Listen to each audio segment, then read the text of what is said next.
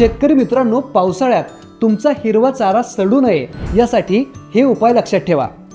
पावसाळ्यात भरपूर हिरवा चारा मिळतो, पण योग्य काळजी घेतली नाही तर तो पटकन सडतो।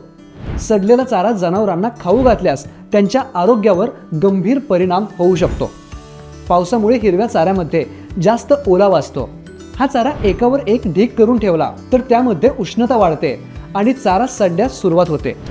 सडलेल्या चाऱ्याला दुर्गंधी येते, त्यावर बुरशी दिसू लागते आणि त्याची पौष्टिकता कमी होते।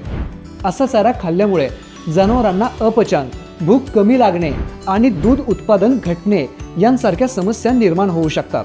हिरवा चारा सडू नये यासाठी उपाय: नंबर 1, चारा कापल्यानंतर जास्त वेळ पावसात किंवा उन्हात पडू देऊ नका। नंबर 2, चारा कोरड्या आणि हवेशीर जागेत साठवा। नंबर 3, चाऱ्याचा मोठा ढीग न करता लहान लहान ढिगांमध्ये ठेवा, जेणेकरून हवा खेळती राहील। नंबर 4, बुरशी लागलेला, काळपट किंवा दुर्गंधी येणारा चारा जनावरांना कधीही खाऊ घालू नका। नंबर 5, शक्य असल्यास आवश्यक तेवढाच चारा दररोज कापून वापरा।